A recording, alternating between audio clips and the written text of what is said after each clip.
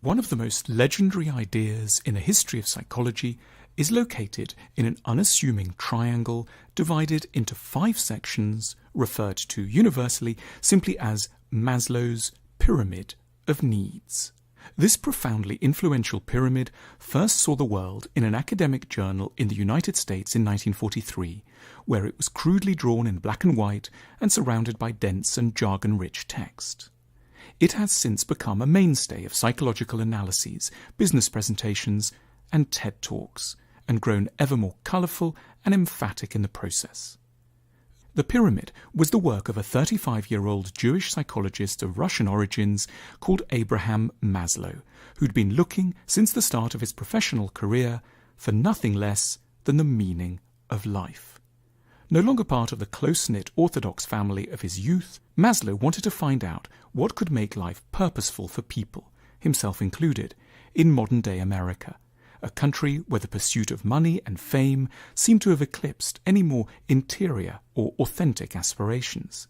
He saw psychology as the discipline that would enable him to answer the yearnings and questions that people had once taken to religion.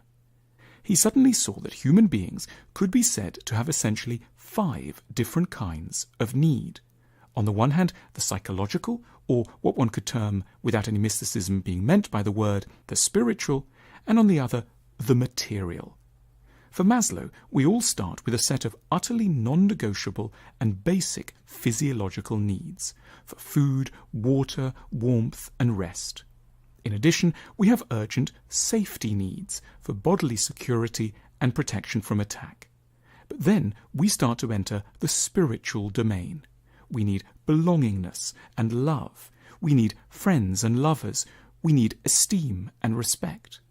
And lastly, and most grandly, we are driven by what Maslow called, in a now legendary term, an urge for self-actualization, a vast, touchingly nebulous, and yet hugely apt concept involving what Maslow described as living according to one's full potential and becoming who we really are.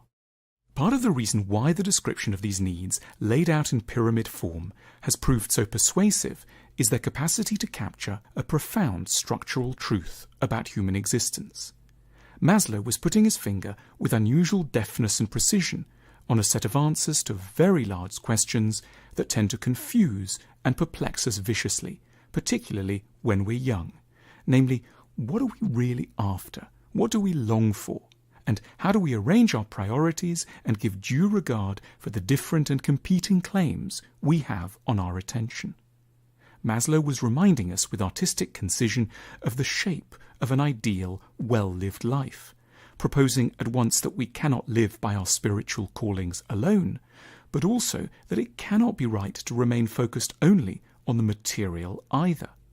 We need, in order to be whole, both the material and the spiritual realms to be attended to, the base lending support while the summit offers upward direction and definition.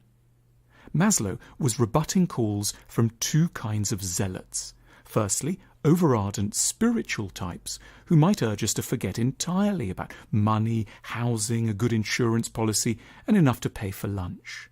But he was also fighting against extreme, hard-nosed pragmatists who might imply that life was simply a brute process of putting food on the table and going to the office. Both camps had, for Maslow, misunderstood the complexity of the human animal. Unlike other creatures, we truly are multifaceted, called at once to unfurl our soul according to its inner destiny, and to make sure we'll be able to pay the bills at the end of the month.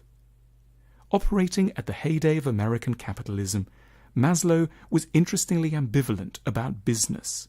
He was awed by the material resources of large corporations around him, but at the same time he lamented that almost all their economic activity was, unfairly and bizarrely, focused on honouring customers' needs at the bottom of his pyramid. America's largest companies were helping people to have a roof over their heads, feeding them, moving them around, and ensuring they could talk to each other long distance. But they seemed utterly uninterested in trying to fulfill the essential spiritual appetites defined on the higher slopes of his pyramid. Towards the end of his long life, Maslow expressed a hope that businesses could, in time, learn to make more of their profits from addressing not only our basic needs, but also, and as importantly, our higher spiritual and psychological ones as well. That would be truly enlightened capitalism. In the personal sphere, Maslow's pyramid remains a hugely useful object to turn to whenever we're trying to assess the direction of our lives. Often, as we reflect upon it, we start to notice that we really haven't arranged and balanced our needs as wisely and elegantly as we might. Some lives have got an implausibly wide base. All the energy seems directed towards material accumulation. At the same time, there are lives with an opposite problem, where we've not paid due heed to our need to look after our fragile and vulnerable bodies. Maslow's beautifully simple visual cue is, above anything else, a portrait of a life lived in harmony with the complexities of our nature. We should, at our less frantic moments, use it to reflect with newfound focus on what it is we might do next. Our decision dice are a tool to help you make wiser decisions in work, love, and the rest of your life.